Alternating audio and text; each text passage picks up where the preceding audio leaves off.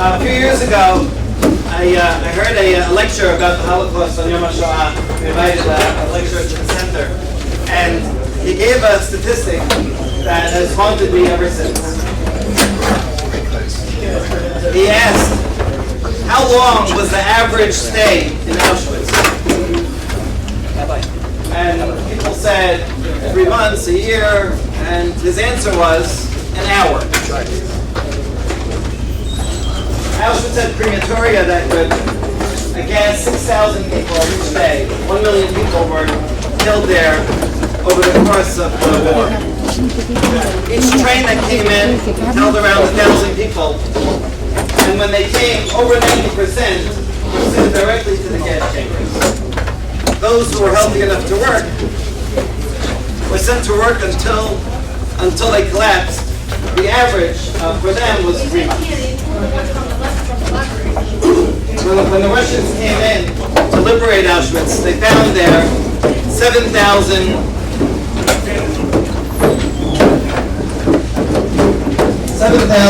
half-alive survivors.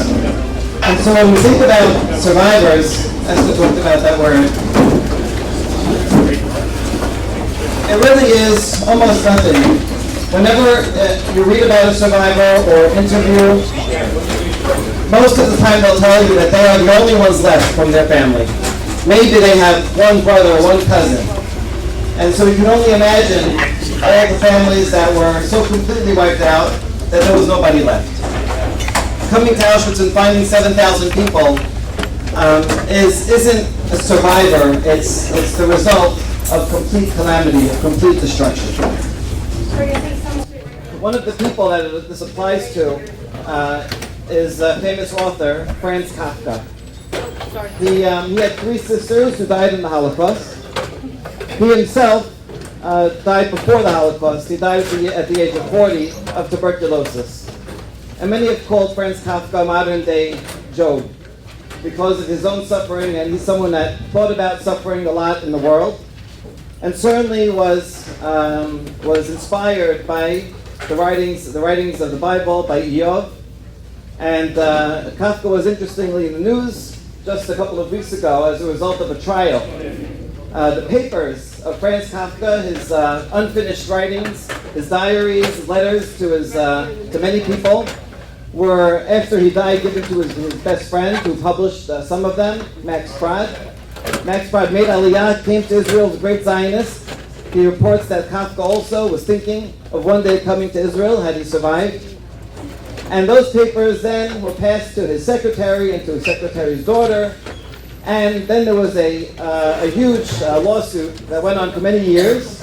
On the one hand, the family said, belongs to us, the secretary's family.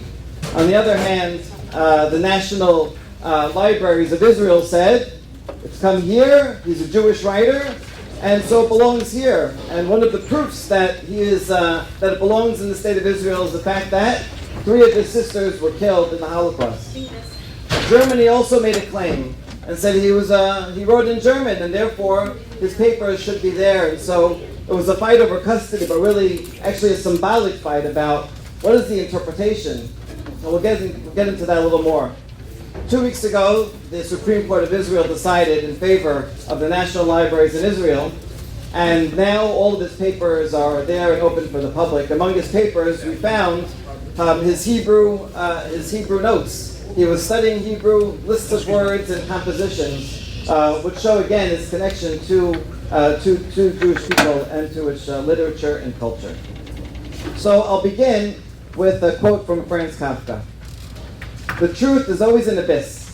One must, as in a swimming pool, dare to dive from the quivering springboard of trivial everyday experience and sink into the depths in order to later rise again, laughing and fighting for breath, to the now doubly illuminated surface of things. He's saying that in order to get some insight, some truth, it's not always easy. No pain, no gain. And we have to go into some of the depths of psychology, of suffering, in order to come out with a little bit more insight. And he devoted his life to that. And he really is modeling himself after others who have done that, including some of our greatest Nevi'im. And so what I'd like to do today is think about this question. Think about the question of why bad things happen to good people, why bad things should happen at all. And the goal is not, of course, to answer it, but I'm thinking of Rabbi Labaton because while preparing, I found some notes of a lecture that he gave about this very topic, and I'll share with you some of what he said as well. So the first place I'd like to go to is Sefer Iyob. You know, when we think about how to react to suffering and pain in the world, the elders before, as Bobby said, before there was SCA and all these classes and hundreds and thousands of people going to different classes all around the community. I remember growing up and being in Westfield Synagogue and studying there, and there's a few old men in the corner reading Sefer Iyob. And that's what they did. That was their reaction. Something about this book, just reading it, the poetry of it, gives us some consolation. And one of the things that we should be proud of as a community is that we have ta'amim for Sefer Iyob. I don't think there's any other community in the world. Ashkenazim for sure don't have. Spanish Portuguese for sure don't have a tune, a traditional tune of how to sing the words of Iyob. And I think the singing itself, the tune, the chant of it, adds so much to its meaning. So I chose one chapter today. I'd like to analyze with you. The poetry is so beautiful, I enjoy it. So I almost feel a little bad to read this on Tish'a BeAb. But this is one of the texts that the Rabbi said is appropriate for Tish'a BeAb. And so let's look at it together, and I'd like to know what you think about it. So Iyob chapter 9, he's responding to his friends who have come to visit him, Bildad and Eliphaz. After tragedy struck him, his family, everything he owns, he's full of sores. And now he turns to his friends and says, Vayan Iyob vayomar, Omnam yadatin ki chen, Oma yistak enosh oim el, Im yachpos varib imo, Lo ya'anenu achat minni alef, Chacham lebaver miskoach, Miksha elav vayishlam. So he says, Omnam, indeed, from the word amen. You're right, he says to what they said before him. I know that this is so. Uma yitztak enoshim el. How can man win a suit against God? These words that he's quoting is saying, I agree with what you have just said. Iyob is actually rephrasing some words that his friend Eliphaz had said, which is in chapter 4 on the bottom of the page. If you look all the way on the bottom of the page, Eliphaz said, Ha'enosh me'eloha yitztak, im me'osehu yitar gaver. Can a mortal be acquitted by God? Can a man be cleared by his maker? However, even though it's almost the same words, the meaning is the exact opposite. Eliphaz comes and visits his friend and says, you cannot be innocent because look at you. Look at your suffering. Look at all the terrible things that happened to you. You must have deserved this. You must have done something terrible in order to bring this upon you. Ha'enosh me'eloha yitztak. Can a man be right? Can you say anything and say, I'm right and I don't deserve this? Obviously you do. That is the moral justice in the world. And we read this and we think of Iyob and we know the story. We actually know why this happened to Iyob. It was just a test, right, of Satan let's see if he's really righteous. But he was in fact tam v'yashar v'yirei Elokim. He was a perfect, upright man. And all his friends knew that he was an upright man, and he had everything going for him. He has children, and they would celebrate, and he had a nice life, and he was known and respected in the community. And you can only imagine his friends, right? With friends like that, you don't need enemies. His friends come along, and maybe they have a little bit of schadenfreude, a little bit of glee, like, oh, see, Iyob was so great, and even he can fall. And they come and tell him, this is all your fault. I was thinking of a news story I'm sure you've all seen. A father, good father, a couple of weeks ago, he was driving his twins on his way to work. He was supposed to drop them off at daycare, and he forgot to drop them off. They were sleeping in the back seat, and he worked in the hospital, and he went to work, and it was a hot day, and he came back, and he found his infants dead in the back seat. And he was arrested, and out on bail, and his family were happy to see him out on bail. But how do you react to that? What do you do with that? And the Justice Department has to figure out, do we bring charges against him or not? And can you imagine if he was sitting and you went to visit him and you would come and say, well, this is all your fault. And in that case, he actually made a terrible mistake, but it was his fault. But still, nobody would have the temerity to say that in front of him. He knows better than anybody. So all the more so, can you imagine visiting someone who lost a loved one for whatever reason, a sickness, something, and you say, well, you must have done something wrong to deserve this. If a child died, well, you must have fed him something unhealthy. When it's untrue, what a terrible thing to say. And the rabbis say this is the height of indiscretion. This is called ona'at devarim. If you want to wrong-do someone with words, you can wrong-do someone with money, by stealing, by physical, but wrong-do someone with words. This is the prime example. You go to someone and say, oh, it's all your fault. You really deserve this. And so the friends come and say this terrible thing, well, say you must deserve this. And Iyob says, yes, you're right, I agree with your words, but you know why a person cannot win a suit against God? Not because God is always right, but because, how can I bring God to court?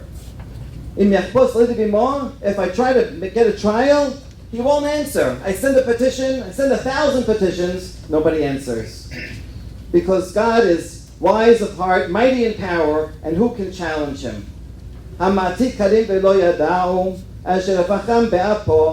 המרגיז ארץ במקומה, בעמודיה יתפלסון, האומר לך ארץ ולא יזרח, ובין כוכבים יחתום, נוטה שמיים לבדו, ודורך 400 ים, עושה אשכסין וחימה, בחדרי תימן, עושה גדולות עד אין חקר, ונפלאות עד אין מספר. And so now Iyob goes on a list of the mighty things that God does. He moves mountains. He creates earthquakes. He can cause the sun not to shine in an eclipse. Seals up the stars. He does all these wondrous things. Adin Cheket. And usually it's a play on another poem that Eliphaz said. Eliphaz said, God is so great, he does all these things in almost the exact same words. But you don't have. That's the phrase that Eliphaz said. And Eliphaz's point was, God is great. He does everything. Look at all the amazing things. How can you question him? And then Iyob says, indeed, you're right. How can I question him? God is a bully. Look at what he does. Instead of talking about God bringing rain and sustenance and good things into the world, he mentions God bringing earthquakes and shattering mountains. And so Iyob feels desperate, despondent, and he continues and says, "Hen ya'avod alai velo er'eh, ve'achalof velo avin lo." God comes and I can't see him. He passes by and I don't know where he is.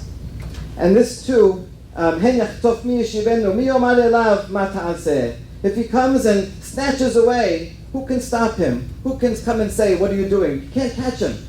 This is also a take on what Eliphaz had said chapters before. This is on the bottom of the page. Eliphaz says, Ruach al panayach alof. I felt the wind pass me, and I felt the hair on my flesh bristle. And it was strange to me. A form loomed, but I heard a voice. Eliphaz's point is, I feel God's presence around here. And he gave me an idea. What I have to say is like a little bit of prophecy, because I felt God's presence even though I didn't see him. And so Iyob takes those same words and beautifully, ironically, turns them around and says, yeah, God is kind of sneaky like that. He can come and cause all kinds of destruction, and then he gets away. And no one can catch him because we can barely see him. It's very strong words. I'll skip a little. Asher im sadakti tedvav lo e'eneh lemishpati et chanan. Even if I was right, even if I was innocent, I couldn't speak. If I summoned God, and even if he responded, I don't think he would lend me his ear. Let's say he did come and he was able to sit. He would ignore me. He doesn't even let me catch my breath. He saves me with bitterness. Im lechoach amitz hineh. Im lemishpat mi yodi'ani. If it's a trial of strength, I'm going to lose. God is stronger than me. But if it's a trial in court where there's true justice, That's what I'm interested. I want God to be able to answer for what's happened to me. Im etzdak pi yarshi'ani, tam'ani vayaksheni. Tam'ani v'lo yada nafshi em'as chayai. And here's a key line. Achati al ken amarti, tam v'rasha hu mechaleh. Iyob's conclusion is, it's all the same. Both he who is upright and he who is evil, God destroys them both and does not distinguish between the two. In other words, there is no justice in the world. He goes on, talks about how his days are swifter than a runner, like a reed boat that just passes by like an eagle swooping down and taking its prey. And if I say, I'll forget my complaint, fine, I'll abandon my sorrow, and I'll just be happy, I can't, because I'm always in dread of my suffering. And I know, God, he says, that you will not acquit me even if I make teshuvah, and I cleanse my hands and be perfect. You will take my clothes and dip them again in mud and plant something on me so that you can come and punish me again. And he concludes, Lo yesh benenu mochiach, yashet yado al shenenu. There is no arbiter, there's no higher judge between us that can come and judge fairly. It's a very strong speech, and I think if someone is feeling suffering, experiencing it, and you read this, you feel a connection to his experience as well. The rabbis, when they read this, said, you don't have this source, Rabbi said, Iyob blasphemed with the mention of a tempest. This is in Pasuk 4. Bis'ara. He questioned me for 17. Asher bis'ara yeshufeni is translated here as a hair, but it's the same word as tempest. And so it says, Iyob blasphemed with the tempest, and he was answered also in a tempest later on. And Midrash explains, Iyob's challenge was, God, maybe you don't know the difference between Iyob and Oyev. His name and the word mean enemy. Maybe you got mixed up and you don't distinguish between me, who I'm good, and an enemy, and you treat us all the same. Maybe that's the tempest that has clouded your judgment. And so therefore, midah keneged midah, at the end, he'll be answered also with a tempest. I think we can read it kind of in an extra ironic way. Iyob is already from now predicting there's going to be, right? What are you going to come with the tempest? You think that'll be an answer? And that prepares us to think about what the final answer is going to be. Okay, so we're left with Iyob, and the rabbis call him a blasphemer, and they say he should not have said this, and the friends will come back and say, how dare you speak that way? Who are you to talk like that? You must be wrong. And they continue pressing upon him we can call the traditional, theology, the standard answer, which is that if there is punishment, there must have been sin. And it's not wrong, because a lot of the time it is true. When someone makes a mistake, does something wrong, if someone makes a business based on a pyramid scheme and it falls and he goes to jail, well, yeah, you did something wrong and you brought that upon yourself. If someone does things that are unhealthy and they get sickness, well, we understand, yes, you brought it upon themselves. And so they keep pressing the standard line, and Iyob won't buy it.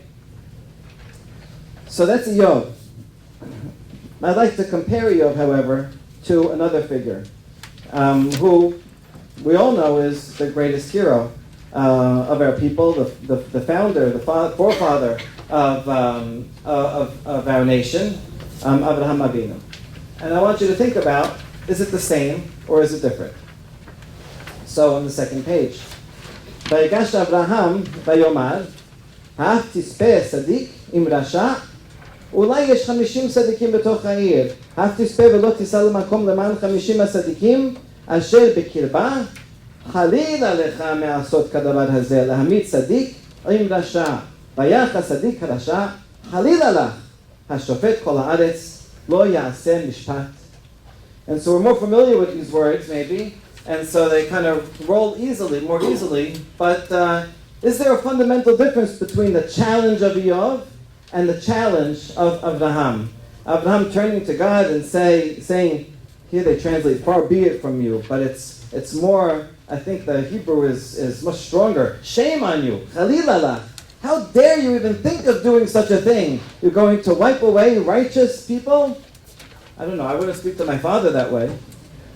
Would you? I speak to my father that way. Right? And so this is a tremendous challenge. It's accusing God of not doing justice in the world. Abraham is feeling it, like Iyob. And so what is the difference? Why is Iyob considered a blasphemer and Abraham considered the great hero? That's my question.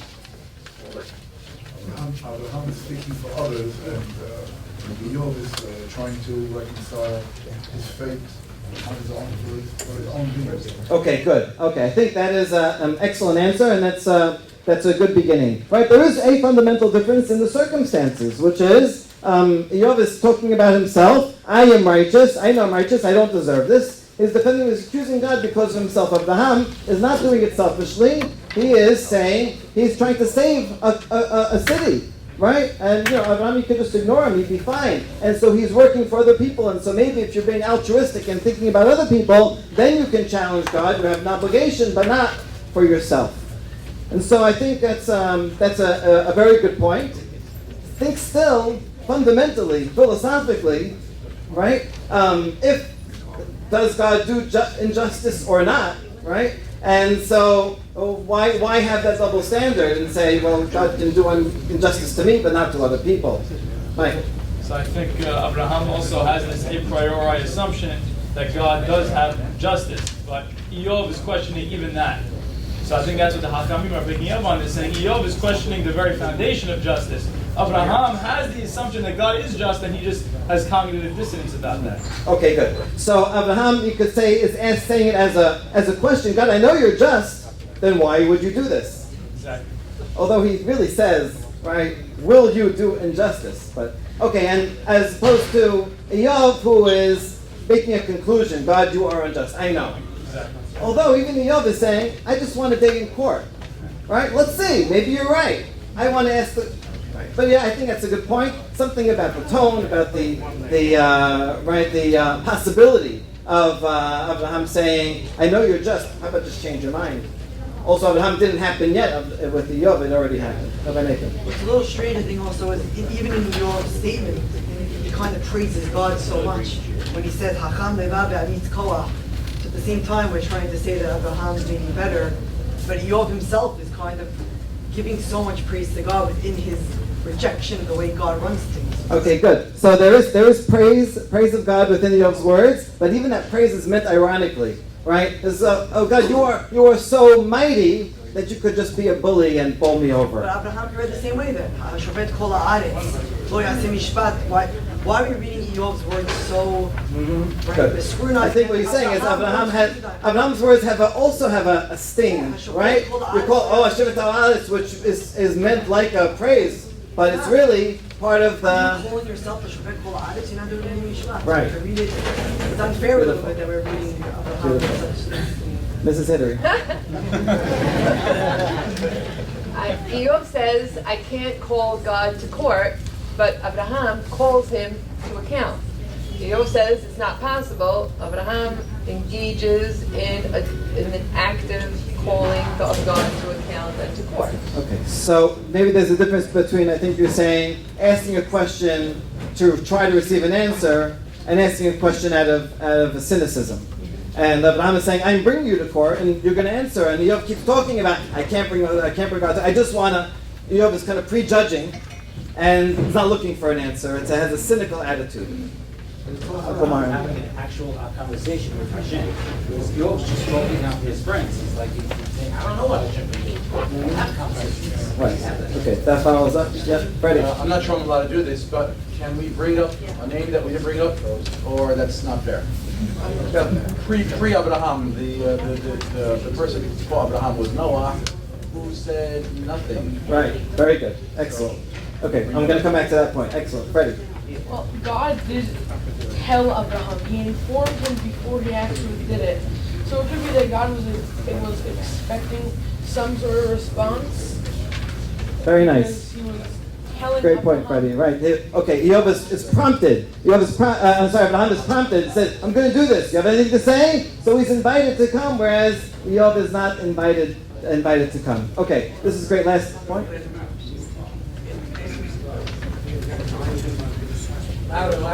Yeah, read that, please. So it's not the same thing as Iyob. One doesn't mean anything, you need 10. You need 10. If there's only one, in fact, that one gets wiped away. Three notes it. Wow. There wasn't 10. But there wasn't So 10. he wasn't in the know, and it's really, it's consequentialism. He's wondering, where's the line drawn on ethics? Go. Can you wipe out a greater city if it's evil and there's 10 people with it? But he's wrong, he doesn't know. He's Right. not in the know, he's Right. not on God's level. Good. He doesn't know. Iyob also is not in the know. We know more than him, right? We know that actually this is completely righteous, and this is the Satan doing a trick. Okay, I wanna look at the Midrash. The Midrash asks these questions and provides an answer that's related to everything you said. Like to read through this Midrash. I think it's so insightful and complex, and hopefully shed more light on this. So the Midrash on the second page of your handout says, Chalila lecha, Amar Rabbi Yudan, Chalilahu lecha, Balyahu lecha. Chalila means this is external to you, God. This is not befitting your ways.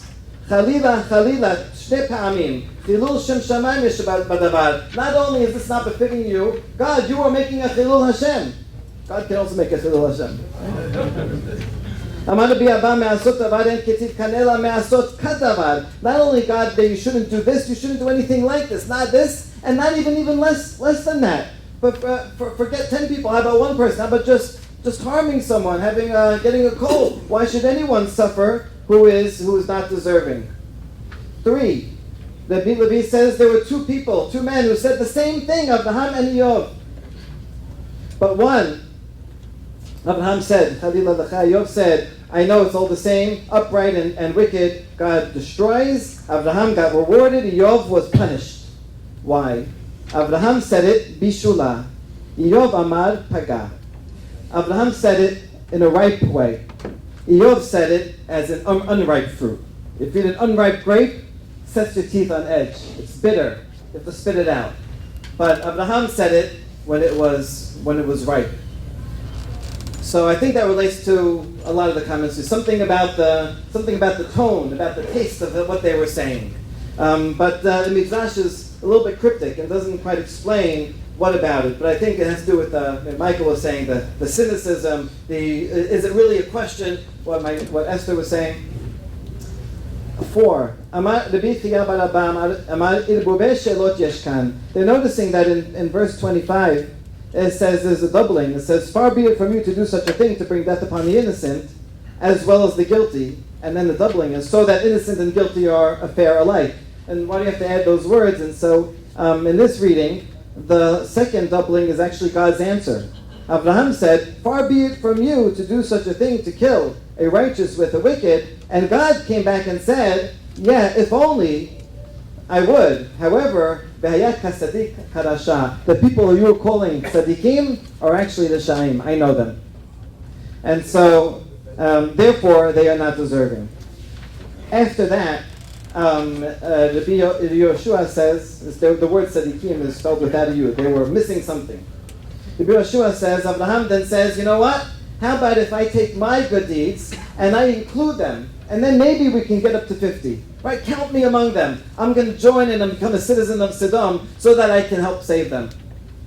And then the next rabbi said, God, aren't you the righteousness of the world? How about you join them as well? Let's all come in and join them, and that way we'll save them together. So in other words, they gave up on the justice part. Now they're trying to use different tricks to balance the scale in favor.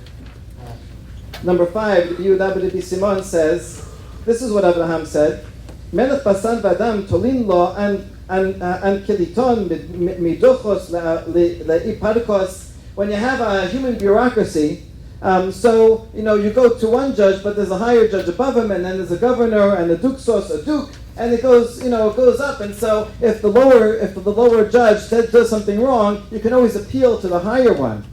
He says, but you ve'at bishvil she'en lecha mi sheyitle lecha an kiliton lo taseh mishpat. God, because you are Hashofet Kol Haaretz, you're the judge of the world, you're the supreme court judge, you're the supreme judge. So are you going to abuse that power because you're not answering to anybody?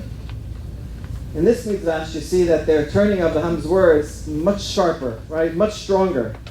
And the next line, I think, is the most astounding. And when I read this, I said, I have to show it to you. In the middle of 5. Amar Rabbi Yehuda ben Simon, כשביקשת לדון את עולמך, מסרת אותו ביד שניים, רומוס ורומילוס. Says God, when you decided to judge your world, you put it into the hands of two people, Remus and Romulus. Know who they are? The founders of Rome. And why two? Why two people? So that if one of them wants to do something and wrong, his friend will stop him. But you, God, you're only one, and so there are no checks and balances. There is none to stop you. And so what this line is saying, the rabbis are living under Rome, right? This is the present imminent threat. They are the ones that destroyed the Bet HaMikdash, that kicked them out during the Bar Kokhba revolt. They are continually now suffering under them. And yet they're comparing Rome to HaKadosh Baruch Hu and saying, Rome at least has a bureaucracy. And the local governor, the local procurator, we have a problem with him, we can send the Nasi to go to the emperor and say he's a mean guy and he'll remove him. We have a system. At least they have a sense of fairness. But you, God, you're in charge. You're just a dictator. I think this interpretation, this midrash of Abraham's words is far sharper than anything in Iyob. And so the rabbis are playing with these interpretations. And finally, the last interpretation is Hashofet Kol Haaretz Lo Yaseh Mishpat Im Olam Ata Mevakesh En Din. Abraham turns to God and says, if you want, you have the choice. You can either have a world or strict justice, but you can't have both together. You can't pull the cord by both sides. If you're going to demand strict justice to human beings, we're not going to live up to it, not in any generation. And therefore, God, we need you to have mercy. And then God says, Ahavta Sedek Vatisnadesh, I see, Abraham, your character, that you love righteousness, that you care about the people, even not your own people, and therefore, I see that you are worthy, and I will come and reveal myself to you. Vayomer Hashem el Abraham, lech lecha. And that's the moment when God chose Abraham and revealed himself to him, which is kind of beautiful, right? Abraham trying all kinds of things in the ways of justice and not successful, but then goes beyond justice and said, how about just mercy? And that gets to the answer we said, Gabby's point, that he's caring about other people, and that's what makes him special. Okay, so now if we can think about this midrash altogether, and it's complex. There's a lot of different stages, but what is the bottom line? What's the takeaway here? And is there anything more to say about that? Avi mentioned Noah, right? And so Noah is the most righteous person of his time, but he does nothing to challenge God. There's nothing to question and say, God, you know what, maybe we can make a deal, we can do something to save the world. No, he doesn't. He just saves himself. And so he is A-level, at least he saves himself and has a continuation. But Abraham is the first person to challenge God. And we can wonder, is that really a good thing? Are you supposed to be challenging God? Is that a positive value? Well, the Torah again and again seems to think so, because the greatest heroes are people that challenge God's judgment. How do we think of such a thing? I'm going to go back to an example from Kafka. Franz Kafka, he published very little in his lifetime, and all of his novels were just in manuscript, and he gave them to his best friend, Max Brod. And in his will, he says, I want you to take all my manuscripts and burn them unread. What did he do? What did his friend do? He published them. So this is a betrayal of his best friend, right? But we all, I think, have a sense that this was the right betrayal, right? That he really loved his friend more than Kafka loved himself, which is easy to do because Kafka hated himself. And sometimes you can know, a good friend can know someone more intimately than they even know themselves. And so I think that's, you can think of You could think of, a boss of a company who's really dictatorial and everybody's scared of him, and they just, if someone disobeys, they get fired right away. And then the boss says, we gave this sale to people to last a year, and it's costing too much. Cancel it, right? And this boss is always talking about loyalty, the importance of loyalty, and that his workers always be loyal to him. And then someone in the back, an intern, says, "Wait, boss. You always tell us about the value of loyalty. Are you going to be disloyal to your own customers?" Right? And then, the boss saying, recognizing that and promoting her. And the point is that, when you can know what the boss is thinking and tap into those values in a way that's even better than what they themselves think, right? Then you understand them better, and that the boss appreciates that. And so the nimshal here is God stands for justice in the world, and created the world as good, kitov, and wants the world to be orderly in its laws, in nature, beautiful, multiply. And then he's disappointed because humans again and again disappoint him, brings a flood, tries again, gives them another chance. But when he sees that they are deserving of punishment, he must give them a punishment. But God ultimately stands for justice. Once in a while, when God gets angry and he wants to destroy a people, maybe rightly, there's an individual, a righteous person, a prophet, who stands up and says, "God, I know that this is not what you want for your world. And we can do better, and you want better for them, and give them another chance." And so Abraham is the first one to do that. Abraham ultimately fails because there are not even 10 people in Sodom. But he establishes for himself and for all time that one can question God, that ultimately justice is the highest value, and even God will have to subject his actions to a court of justice. And that's an important revelation, and Abraham becomes the father of nations in order to teach everybody that. Who's the next person that challenges HaKadosh Baruch Hu? Moshe. And Hashem, in this case, rightly says, they sinned. I just told them, don't make an idol. The next day they go and make an idol. And I said, I'm going to destroy you, and then they go and do it. Right? It's pretty simple math. And Moshe says, don't do it anyway. Because, what will the neighbors say? You promised Abraham, he's a good Jewish lawyer. And Hashem says, you're right, and I'm going to reveal to you something that I've never revealed to any human before. El Rachum Bechanun, I am merciful, I care about you, I love you as a people, and therefore, I'm going to give you a chance, even though you don't deserve it. And so Moshe becomes the greatest prophet ever, because he reveals to humankind an aspect of HaKadosh Baruch Hu that no one ever knew before, and he does that by challenging God. And so that's such an important idea, right? Like a good teacher doesn't just put everything on a silver platter, makes the students work for it. Go home, you have to do this homework, and let's see if you can figure it out. Like reading a complex Kafka story. You're not going to know what it means unless you break your head on it. I remember Esther showed me that quote, right? Kafka said, it's only books that are worth reading are only ones that are going to be like a pickaxe at your brain and lead you to greater revelation. And so we see that's the greatness of Abraham, a greatness of Moshe. And now I want to come back to Iyob, because I think someone needs to defend Iyob, because no one does. And in the Talmud Bavli, at the last source, says, Rabbi Yochanan, greater praise is accorded to Iyob than to Abraham. For of Abraham it is written, for I know that you fear God.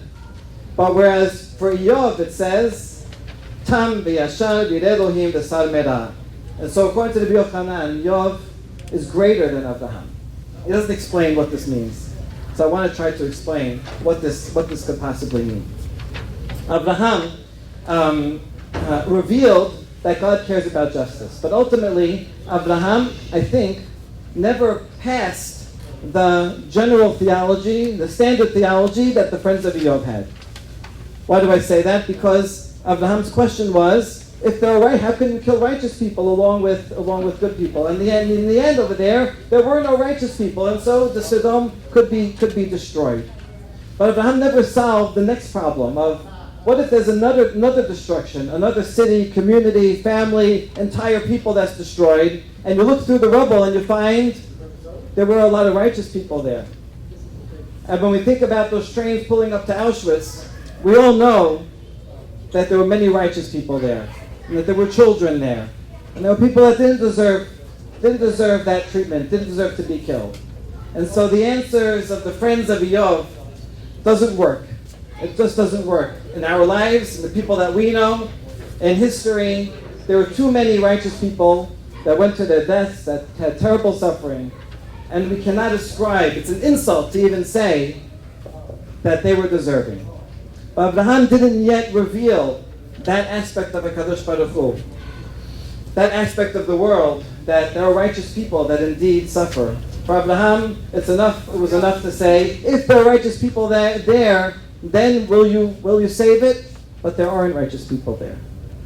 Iyob, I think, is a hero, in a way an even greater hero, of course, building upon Abraham, building upon Moshe, but Iyob refuses to give in. He refuses, even though his wife says, why don't you just bless God and die, right? Just give in. With a wife like that, who needs friends like Eliphaz? And Iyob says, I'm not going to let God get away with it. You know why? Because I believe in justice and in truth. And I know that ultimately God is a God of justice and truth. Iyob never says that God doesn't exist or is not involved. He's the only reason that he is caring about it enough is because he knows that God is there. And God must be there, and he wants to confront God for the suffering of the world. Iyob in his essence represents all of the suffering of all humanity. And because Iyob is such a stickler, because he again and again repeats that no, there must be something deeper, finally at the end, Hashem comes to him and says, "Vahi achad diber Adonai tevarim ha'ele el Iyob, vayomer Adonai el Eliphaz temani." You don't have it. Chara api becha b'shnei re'echa, ki lo dibartem elai nechona ke'avdi Iyob. He tells the friends Eliphaz and Bildad, you have not spoken correctly. Chara api, I am angry at you that you can say such a thing about the righteous Iyob. Iyob is correct. So there is a judgment, and Iyob turns out to be in the right. Now, what is the answer? Why do good people suffer? I don't have time for that. But as you know, the end, the tempest, right? God comes back in the tempest and says, do you know you were there at the beginning of creation, right? Do you see the beauty of the creatures that I created, Leviathan and Behemoth and so on, which is overwhelming to Iyob, and Iyob, I think, recognizes he needs to be more humble, and maybe something about the tone of that he used, he apologizes for, right? But in essence, he was right. And I found in my notes a lesson by Rabbi Labaton about what is the lesson of Iyob? What is the storm all about? And I'll just read through the 7 things that Rabbi Labaton took away from this. Number 1, most important, is that people are not necessarily guilty just because they are sick. Protestant Lutherans believe that if someone is sick or poor, they deserve it. But our Torah does not believe that. Second, one has the right to challenge God and uphold his integrity. Third, there's a mystery of evil, and one has to humbly accept that mystery in the world. 5, that God is omnipotent and providential, but also allows for free will. And so much evil happens because of free will. 6 is that we have to take action. And he quotes here, Kol Dodi, right? Don't be immobilized by it. 7, don't be self-centered. Pray for others. Iyob is healed when he prays for others. And last is that there's a natural order that reflects the moral order.